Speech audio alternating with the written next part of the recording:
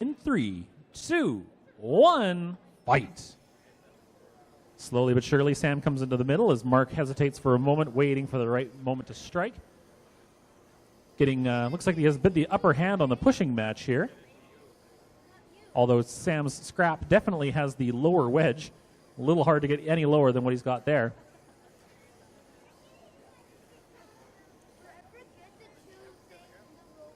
Sam once again getting under the front of Thunderbird, trying to get a good push in, but toe-to-toe they're pretty evenly matched.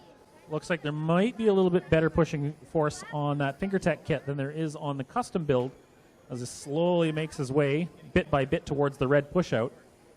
But either one could go out in a moment's notice if they're not careful, especially bouncing off that blue hazard as Thunderbird tries to make his way over to Scrap.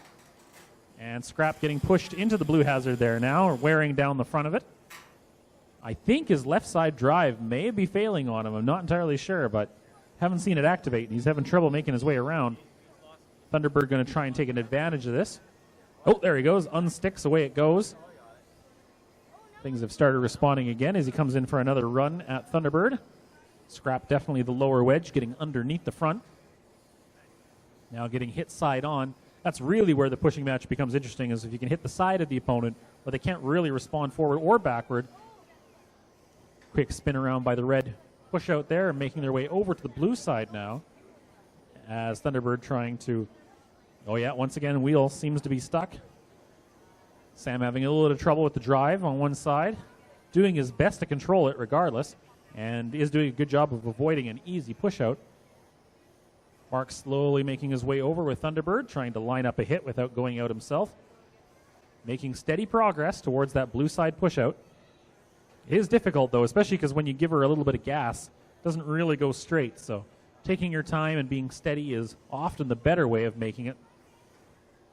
Pushing Sam's Scrap over up against the side, pinning it for a moment. Less than a minute to go. Thunderbird definitely showing a lot of aggression and control in this match, but still trying to get a clear victory by pushing his opponent out that blue side. But it can be difficult to line him up, especially since every time he makes a bit of progress, Scrap just spins around again and moves out of the way. But is definitely having trouble getting moving. Seems to be stuck on the right side. 30 seconds left in the match as Thunderbird tries once again to get around the side of Scrap and push it away. Getting it now in towards that blue corner. Going to be a little difficult to work it out of there with 20 seconds left on the clock. A slow slogfest for both drivers, both anxiously trying to do what they can against their opponent, but difficult when you've got a drive not working on one side and otherwise similarly powerful robots for drive. 2, 1, and time is up. So good job to both drivers for hanging in there for 3 minutes, and now this is going to go to a judge's decision. Our judging is based on 3 categories: damage, aggression, and control shown throughout the match. Not a whole lot of damage with these kind of robots, although having a drive fail on you does count as damage. But aggression and control are the primary categories that we base our judging on, and that includes things like going after your opponent continuously, as well as being able to direct their movements throughout the fight. And the judge's decision is unanimous. The win goes to Mark with Thunderbird. Let's hear it for Mark, folks.